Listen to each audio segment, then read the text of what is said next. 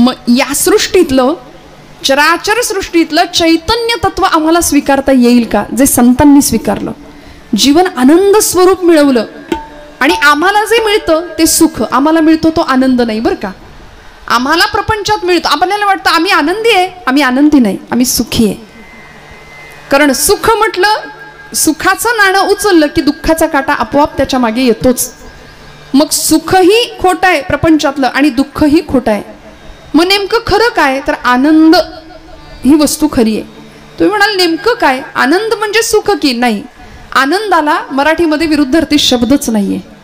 आनंद काय आहे माहितीये, आनंद अद्वय नित्य निरामय, आनंद अद्वय नित्य निरामय, आनंद अद्वय नित्य निरामय, आनंद अद्वय नित्य निरामय, आनंद अद्वय नित्य निरामय, आनंद अद्वय नित्य निरामय, आनंद अद्वय नित्य निरामय, आनंद अद्वय नित्य निरामय. जे का निज ध्येय योगियांचे, जे का निज ध्येय योगियांचे, ते समचरण साधिरे विटेवरी, जय हो. ते समचरण साधिरे विटेवरी.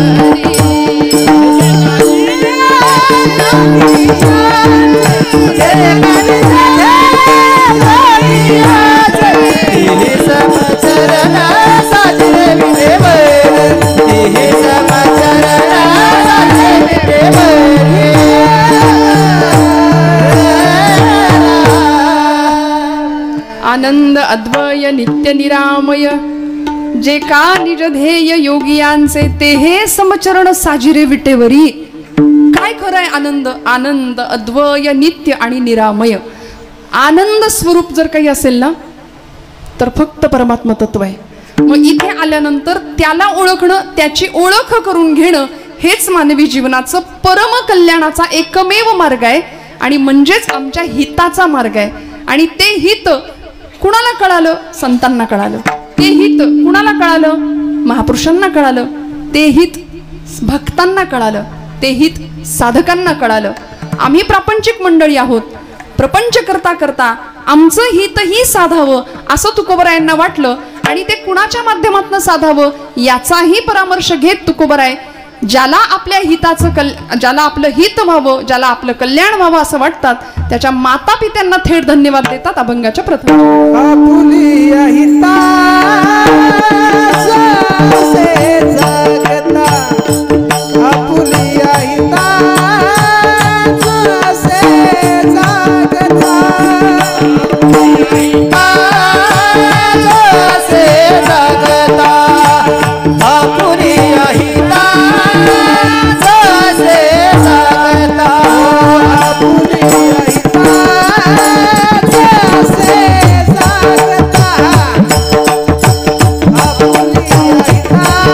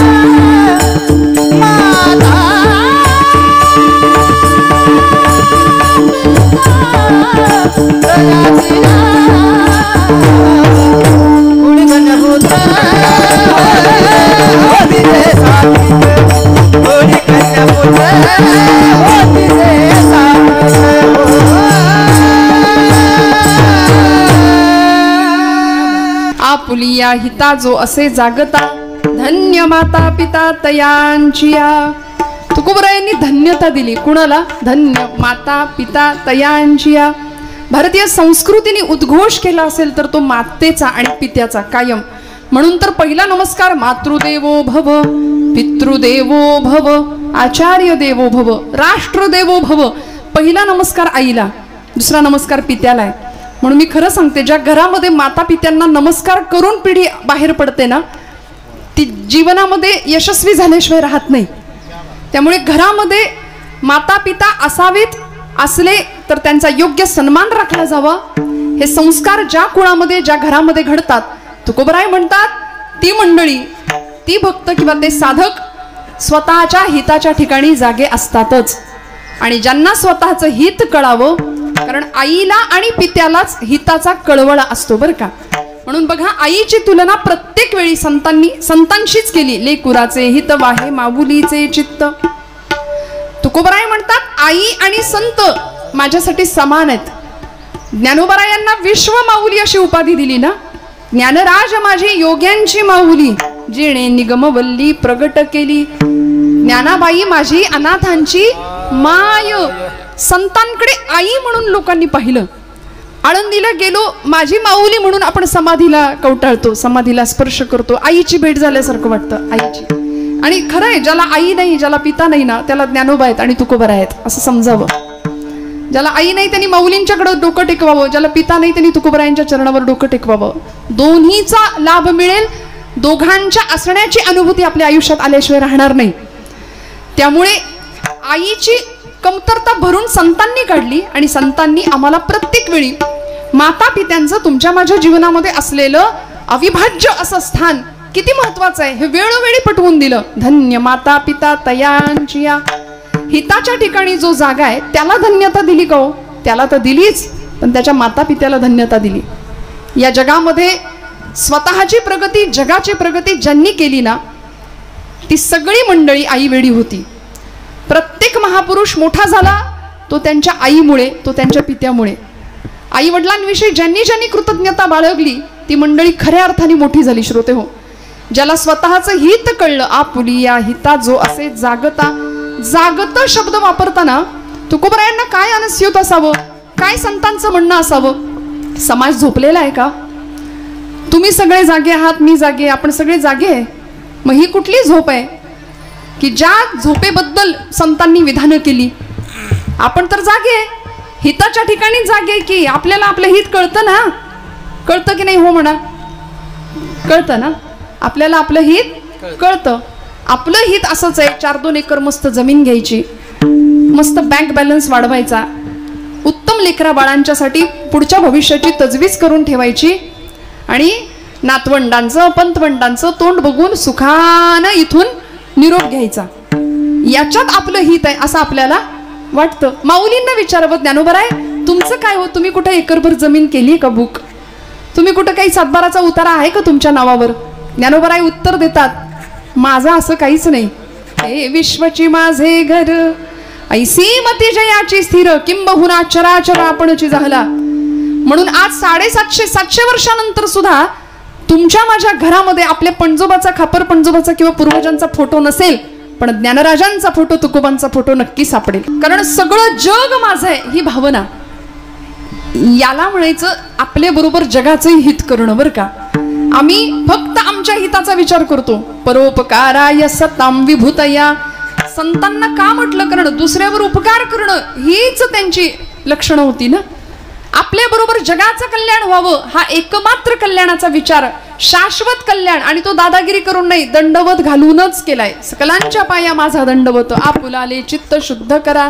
चित्तशुद्धीची, मनशुद्धीची कामना प्रचंड प्रामाणिकपणे दंडवत घालून जगाच्या चरणावर नम्रपणे प्रार्थना केली की अरे बाबा रे, स्वतःचं हित साधा, हित साधा. का? कारण सगळीकडे घनदाट असा अंधकार आहे. कशाचा? अज्ञानाचा आहे, अहंकाराचा आहे. मग उजेड व्हायचा असेल सगळीकडे तर कशामुळे होईल? बाबा अहंकार निशी घनदाट, बाबा अहंकार निशी घनदाट, बाबा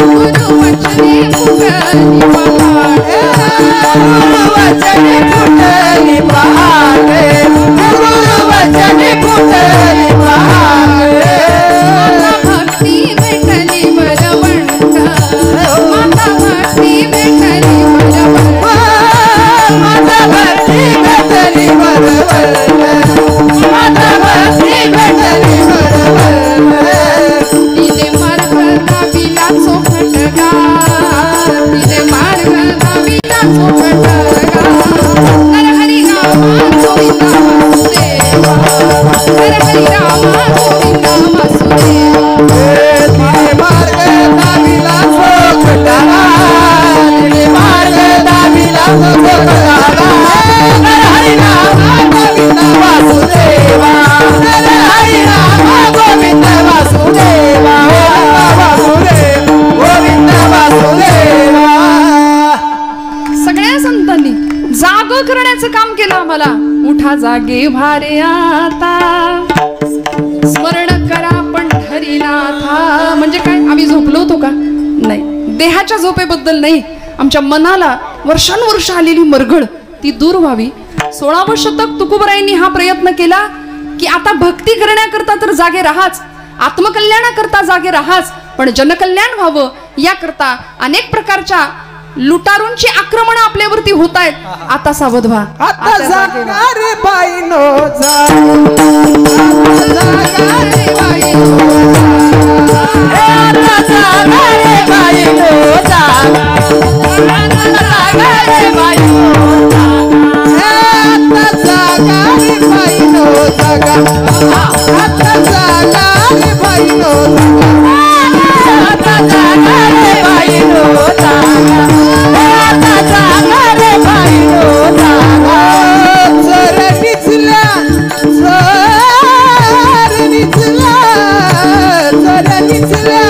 नाडूनी भागा आता जागा रे बाईनो जागा आता जागा रे बाईनो जागा जागा जागा जोर निचला जोर निचला आता जागा रे बाईनो जागा जागा आता जागा रे बाईनो जागा जागा जागा जागा जागा जागा जागा जागा. वा वा, क्या बात आहे. तुम्ही जागे आहेत ना सगळे? नाही, जाग आली का आता समजा. आणि कीर्तनाचा तो गुणधर्म आहे, कीर्तनामध्ये ती बया येते ना, ती येते मग वेळ कुठलीही असू दे. अहो राम जन्माच्या कीर्तनाला पण ती येते दुपारच्या, रात्री कृष्ण जन्माचा असू दे तरी ती येते, तिला निमंत्रण नाही द्यावं लागत. पण आपण सगळे जागे राहिलो पाहिजे आपल्या हिताच्या ठिकाणी. किती गोड गायलं. आता जागा रे भाईनो जागा जगजोगी जगजोगी जाग जाग बोलती जगजोगी जगजोगी. जागच केलं आम्हाला. अखंड जागते पण ठेवण्याचं उत्तिष्ठत उपनिषदांचं वाक्य आहे. जागृत प्राप्य वरान्न बोधित. उठा जागे व्हा आणि तुमचं ध्येय साध्य होईपर्यंत थांबू नका. हे जागेपण आम्हाला संतांनी दिलं, हे जागेपण आमच्या क्रांतिकारकांनी दिलं, हे महापुरुषांनी दिलं. आज महात्मा ज्योतिराव फुले यांची जयंती आहे. काय केलं? निद्रिस्त होता समाज, शिक्षण नव्हतं, विद्येविना मती गेली, मतीविना गती गेली, गतीविना वित्त गेले, वित्ताविना शूद्र खचले. एवढे सगळे अनर्थ एका अविद्येने केले. त्यामुळं ज्ञानाचा प्रकाश समाजामध्ये पसरावा आणि अज्ञानाची मरगळ, अज्ञानामुळे आलेली निद्रा खाडकन सगळे जागे व्हावेत म्हणून काय केलं? काय परिस्थिती होती हो? सावित्रीबाई फुल्यांसारख्या पत्नी लाभल्या आणि दोघांनी मिळून एक क्रांती घडवली समाजामध्ये. का उल्लेख करायचा आजच्या दिवशी सावित्रीबाईंचा, ज्योतिबांचा?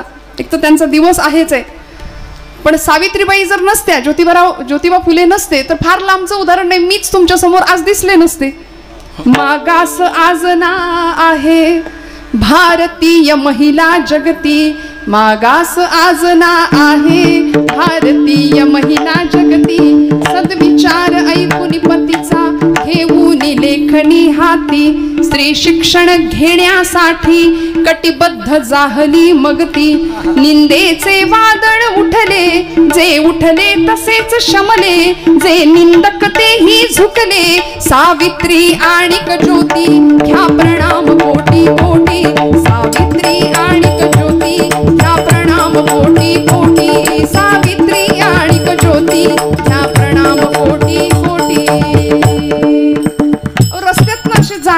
या पती पत्नींच्या अंगावरती शेण चिखलाचे गोळे फेकले जायचे, प्रचंड अपमान केला जात होता.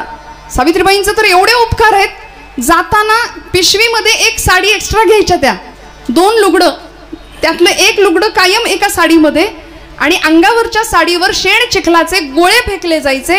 शाळेत जायचं, मुलींना ज्ञानदान करायचं, साडी बदलायची, ज्ञानदान करायचं, आणि परत ती खराब साडी नेसून परत घरी येताना परत ते शेणाचे चिखलाचे गोळे फेकत झेलत घरी यायचं.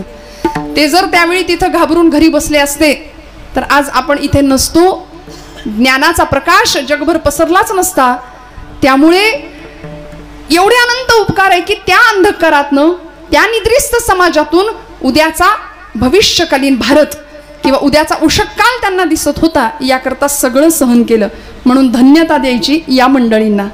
तुकोबराय धन्यता देतात आमच्या हिताच्या ठिकाणी जागे असण्यासाठी ज्यांनी ज्यांनी प्रयत्न केले, आणि सगळ्यात मोठा प्रयत्न करणारे माता आणि पिता आहेत, म्हणून तुकोबराय त्यांना धन्यता देतात. धन्य माता पिता तयांची. निवृत्तीपासून प्रवृत्तीपासून निवृत्ती घेतल्याखेरीज असं म्हणतात, भक्तीच्या किंवा मुक्तीच्या गर्भागारात प्रवेश करण्याचा सोपान प्राप्त होत नाही. प्रवृत्तीपासून निवृत्ती, निवृत्ती झाल्यानंतर ज्ञानप्राप्ती, आणि मग मुक्तीच्या गर्भात प्रवेश करण्याचा सोपान, हे सगळं आम्हाला प्राप्त होतं.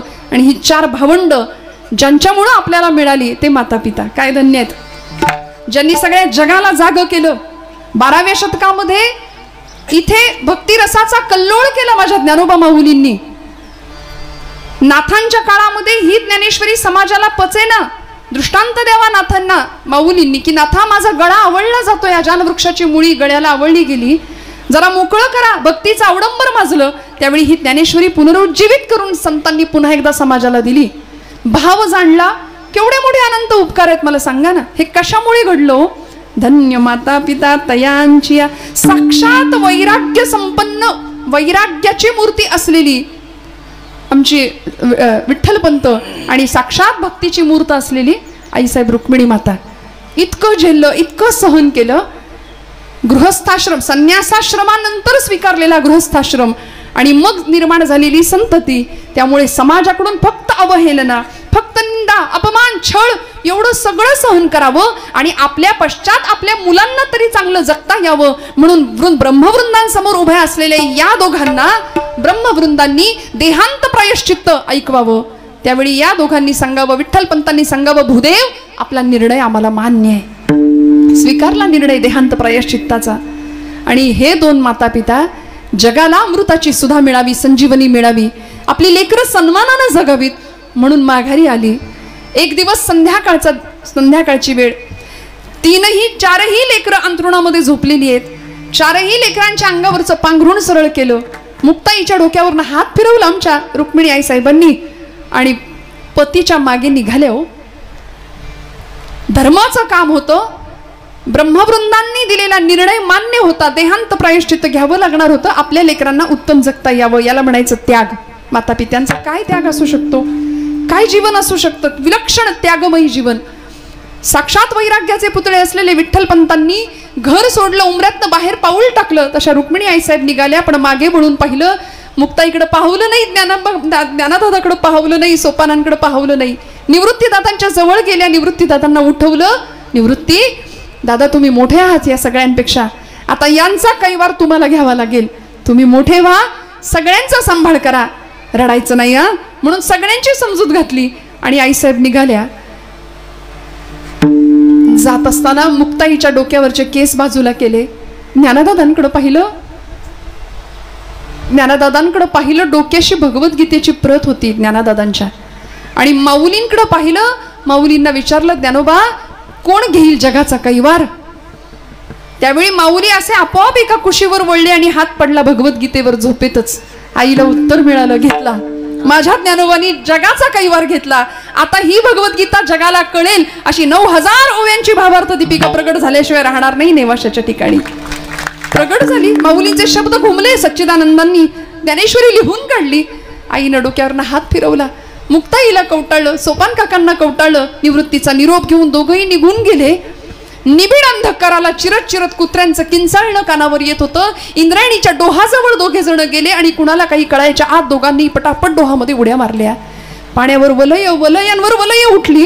कितीतरी वेळ इंद्रायणी गहिवरली, शहारली, शांत स्तब्ध झाली आणि निस्तब्धपणे वाहायला लागली. पुन्हा बराच वेळ झाला. पहाटेच्या वेळी निवृत्तीनाथ शांत ध्यानावस्थेमध्ये. ज्ञानादादा उठले, सोपान काका उठले, मुक्ताई उठली आणि उठल्या उठल्या 4-5 वर्षाची लेक. बाळाला आई नाही दिसली की ते बाळ कावरं बावरं होतं ना. आई कुठे आहे? दादा दादा आई कुठे आहे म्हणून डोळे चोळत परकर पोलक्यातली आमच्या मुक्ताई आई साहेब बाहेर आल्या आणि निवृत्ती दादांना सांगायला लागल्या, दादा आई कुठे? सांगणार आहे आई कुठे? निवृत्ती दादा सांगतायत. जवळ घेतलं का, डोक्यावरनं हात फिरवला, म्हणाले, मुक्ते आई देवा घरी गेली ग, आई देवा घरी गेली. दादा अरे ती तर रोजच जाते, आत्ता येईल, सिद्धेश्वराला गेली असेल, तिकडे प्रदक्षिणा घालेल अश्वत्थ वृक्षाला आणि लगेच येईल. मुक्ते आई कधीच नाही येण्याकरता गेली आहे बाळा. मुक्ताई आई साहेबांनी विचारावं, दादा आई कधीच नाही येणार, मग तुम्हाला आई कुठली हो? तुम्हाला आई कुठली आता? निवृत्ती दादांनी रात्रभर साठवलेलं सगळं रडू, हंबरडा फुटला, ढसढसा रडायला लागले आणि या तीनही भावंडांना आपल्या जवळ घेतलं आणि मुक्ताईला सांगतात, मुक्ता आजपासून तू माझी आई. म्हणून मुक्ता नाही मुक्ताई, मुक्ते नाही मुक्ताई, ब्रह्मचित्कन आदिशक्ती. मुक्ताबाई नमो त्रिभुवन पावनी, नमो त्रिभुवन पावनी, नमो त्रिभुवन पावनी, आद्यत्रय जननी देवाची, आद्यत्रय जननी देवाची. नमो ज्ञानेश्वरा, नमो ज्ञानेश्वरा, निवृत्ती उदारा सोपान देवा. मुक्ताबाई नमो त्रिभुवन पावनी, आद्यत्रय जननी देवांची. म्हणून जगाची जननी झाली ना ती माई झाली. का धन्यवाद द्यायचे माता पित्यांना की ही लेकरं अशी घडवली, असा जीवनाचा इतका सुंदर प्रवास या मुलांच्याकडून करवून घेतला आणि मग आज माऊलींनी आम्हाला किती दिलं. चांगदेव 65 असू दे, अमृतानुभव किंवा अनुभवामृत असू दे, भावार्थ दीपिकेचे तर एवढे अनंत उपकार आहेत आमच्यावरती. बघा ना, गीतेवरती टीका अनेकांनी केली आहे. आपण जागे आहेत ना, भगवद्गीतेवरती अनेकांनी टीका भाष्य केलंय. एकट्या ज्ञानोबा यांनी केलंय अशातला भाग नाही. वामन पंडित नावाचे पंत साहित्यातले एक कवी होऊन गेले, त्यांनी गीतेवर टीका भाष्य केलं, त्याला नाव दिलं यथार्थ दीपिका. आता यथार्थ दीपिकेचं कव्हर पृष्ठ सुद्धा आम्हाला बघायला मिळत नाही, इतकी ती दुर्मिळ आहे. गीतेवरती टीका भाष्य विनोबा भावेंनी सुद्धा केलं. आई म्हणायच्या त्यांच्या, विनू मला ते वेदांत कळत नाही, तत्वज्ञान कळत नाही, तू महान पंडित आहेस वेदांताचा, मला भगवद्गीता समजावून सांगशील का रे? म्हणून आपल्या आईसाठी विनोबा भावेंनी गीताई नावाचा ग्रंथ लिहिला आणि आईला भगवद्गीता समजावून सांगितली. विनोबा भावेंनी गीतेचं टीकाभाष्य केलं. गीतेवर अजून अनेकांनी लिखाण केलं, त्यापैकी स्वराज्य हा माझा जन्मसिद्ध हक्क आहे आणि तो मी मिळवणारच असं इंग्रज सरकारला ठणकावून सांगणारे आणि सरकारचं डोकं ठिकाणावर आहे का असा जळजळीत अग्रलेख लिहिणारे लोकमान्य टिळक यांनी मंडालेच्या तुरुंगामध्ये गीता रहस्य नावाचा ग्रंथ लिहिला, तोही गीतेवरचा टीकाभाष्यच. मग या सगळ्यांमध्ये माझ्या ज्ञानोबा माऊलींची ज्ञानेश्वरी महाराष्ट्र सारस्वताने आणि महाराष्ट्र संस्कृतीने गाभाऱ्यात आणि डोक्यावर का घेतली याचं एकच उत्तर आहे. माऊलींनी गीतेवर टीका केली, टीकाभाष्य केलं, 9000 ओव्यांमध्ये त्याला नाव दिलं भावार्थ दीपिका. कारण ज्ञानोबरायांनी भाव जाणला. म्हणून मी नेहमी असं सांगते, ज्ञानेश्वरी हातात घेतली ना मंडळी आपण, की जणू काही आपण आईच्या मांडीवर बसलोय असा अनुभव घ्यावा. ज्ञानेश्वरीचं एक एक पान इतक्या हळुवारपणे ओलांडावं, उलगडावं. कुठल्याही पुस्तकाला जसं हाताळतो तसं ग्रंथांना कधीच हाताळू नये. इतका आनंद मिळेल ना. आई आहे ना ती मांडीवर घ्यायला बसलीये. आमची अडचण आहे, मगाशी मी म्हटलं आम्ही लेकरू व्हायला तयार नाही. अहंता आणि ममता या दोन गोष्टींनी आमच्या जीवनाच्या दुःखाला या दोन गोष्टी कायम कारणीभूत ठरल्या. आम्ही असे बांधावर उभे राहतो आणि येणाऱ्या पाहुण्याला म्हणतो, ते बघितलं का ते झाड, हा तोडतोच तो डोंगर, बरोबर तिथपर्यंत सगळं माझं. ती धरणी माता हसते आपल्यावरती, म्हणते याचा पंजा सुद्धा हेच म्हणायचा की, याचा आजा पण हेच म्हणायचा. अहो पुण्यामध्ये परवा एक गाडी बघितली मोठी, ती गाडी कुठली होती कुणाची होती सांगत नाही, पण मोठी ट्रॅफिक सिग्नलला मोठी गाडी होती. त्या गाडीच्या मागे लिहिलं होतं, भाऊंशी वाकडं स्मशानात लाकडं. म्हणलं बाई ग, आता हे भाऊ ही गाडी घेऊन जाणार की काय वरती? काय न्यायचंय सोबत सांगा ना मला. किती आम्ही मी आणि माझं करू. बरं, प्रपंच उत्तम करायचा, सगळी कर्तव्य, पण तुमचं माझं हित जर साधायचं असेल ना, तर त्याकरता एकच मार्ग आहे. एकच मार्ग. कुठला मार्ग? अभंगाचं 3रं चरण आहे. गीता भागवत करीती श्रवण, गीता भागवत करीती श्रवण, गीता भागवत करीती श्रवण, गीता भागवत करीती श्रवण, गीता भागवत करीती श्रवण, गीता भागवत करीती श्रवण, करीती श्रवण, गीता भागवत करीती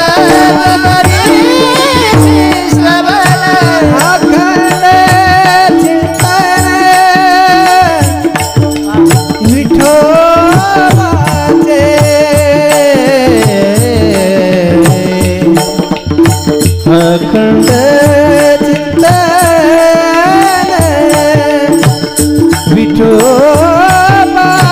चिंतन विठोबाचे,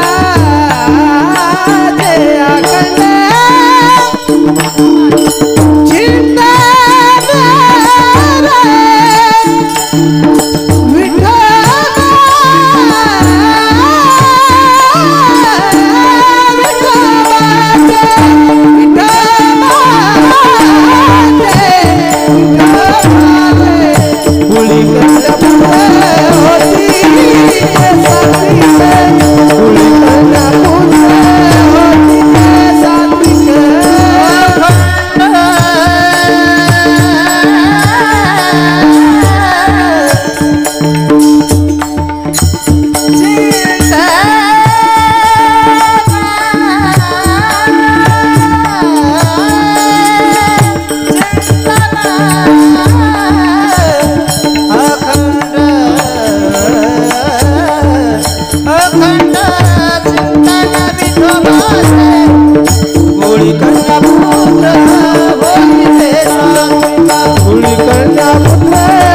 अखंड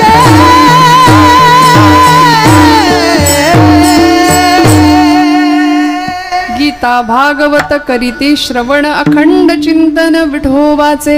हिताचा मार्ग तुकोबरायांनी सांगितला. स्वतःच्या हिताच्या ठिकाणी जागं राहायचं असेल तर ग्रंथ जवळ घेऊया, संतांना जवळ करूया. संघाचा रंग मनाला लागतो असा, मनाचा उत्तम रंग देईल असा संघ करूया. संतांचा संघ, उत्तम चिंतन, अखंड चिंतन विठोबाचे. आम्ही चिंतन नाही, आम्ही चिंता जास्त करतो. चिंतन आणि चिंतेमध्ये फरक आहे ना. आम्ही आणि महिला वर्ग तर जरा जास्तच चिंता करतो आमची. खरं आहे की नाही? फार चिंता. आल्या गेल्याचं बघा, रांधा वाडा उष्टी काढा, सगळ्यांचं करा, आणि केलं कोणीच म्हणत नाही. किती करा, केलं म्हणतं का कोणी? ब्रह्मचैतन्य गोंदवलेकर महाराज आमचे सांगतात, तुम्ही प्रपंचासाठी कितीही करा, केलं कुणीच म्हणणार नाही. 16-17 वर्षाचा मुलगा झाला, चटकपटक बोलण्याचा त्याला गुण आला की तो पित्यालाच विचारतो, आमच्यासाठी काय केलं? आमच्यासाठी काय केलं तुम्ही? काय करून ठेवलं? आणि हाडाची काढं रक्ताचं पाणी करून सगळं आम्ही पुढच्या पिढ्यांसाठी करतो. परवा एक आजोबा भेटले, म्हटलं काय झालं, एवढी चिंता काय चेहऱ्यावर? म्हणाले काय सांगू अगं पोरी. म्हटलं काय झालं तरी काय? अहो 7 पिढ्या बसून खातील एवढं कमवून ठेवलंय तुम्ही. म्हणाले नेमकं खरंय तुझं. 7 पिढ्या बसून खातील एवढं कमावलं, जिद्दीनी कष्टानी शून्यातनं विश्व निर्माण केलं, पण 8वी पिढी काय खाईल याची चिंता लागली म्हणले मला. मनुष्य कशाची चिंता करतो बरं? चिंता चिता समायुक्ता बिंदू मात्रम विशेषतः निर्जीवम दहते चिता सजीवम दहते चिंता. निर्जीव माणसाला जाळण्याचं काम चिता करते आणि सजीव माणसाला कायम जाळत असते ती चिंता. म्हणून खरं सांगू, चिंतन करावं, चिंता नाही. चिंता चितेकडे घेऊन जाईल, चिंतन चैतन्याकडे घेऊन जाईल. त्यामुळे अशी चिंता करावी ज्याच्यामुळे तो चिंतामणी आपल्यावर प्रसन्न होईल आणि आपल्या इच्छित मनोकामना पूर्ण करेल. जीवनातली सगळी चिंता दूर करणारा चिंतामणी पांडुरंग परमात्मा तुकोबरायांना भेटला होता. म्हणून जिजाई साहेबांना सारखे म्हणायचे, आवले काळजी करू नको ग, अजिबात चिंता करू नको ग. कसली काळजी करते? ज्यानं चोच दिली तो चारा देणारच आहे नव, कशापायी काळजी करतेस? अहो काळजी नव्हती, चिंता नव्हती, देणारा तो आहे, नेणारा सुद्धा तोच आहे, देवविता तोच आहे. म्हणून तर गोरोबा काका आमचे उत्तम प्रकारे उदरनिर्वाह करतायत, नामस्मरण भक्ती उत्तम करतायत. पण करत असताना सुद्धा तुझे रूप चित्ती राहू, मुखी तुझे नाम, देह प्रपंचाचा दास, सुखे करो काम, सुखे करो काम. तुझे रूप चित्ती राहू, तुझे रूप चित्ती राहू, मुखी तुझे नाम. मला जमलं असतं बरं. काय केलं? अखंड भगवंताचं नाम, भगवंताचं गुण, भगवंताचे रूप अखंड स्मरण केलं, अखंड चिंतन विठोबाचे. पुढचं लेकरू कधी पायाशी आलं चिखल तुडवताना कळलं नाही. आणि इतके रममाण झाले होते, इतके रममाण. पांडुरंग पांडुरंग पांडुरंग पांडुरंग अखंड नामस्मरण. लेकरू पायाशी आलेलं सुद्धा कळालं नाही, इतकं देहभान. असो ऐसा कोठे आठवचे नाही, देहीच विदेही भोगू दशा, या अवस्थेला पोहोचलेले आमचे संत महात्मे. पण ज्यावेळी कळावं, ज्यावेळी पत्नीला कळावं, त्यावेळी घेतला ना कैवार पांडुरंग परमात्म्याने. दिलं मूल तर दिलंच, सर्वार्थाने उद्धार केला. आणि एवढी सत्ता हातात दिली गोरोबा काकांच्या की संप्रदायातल्या सगळ्या संतांची परीक्षा घेण्याचं सामर्थ्य काकांकडे होतं.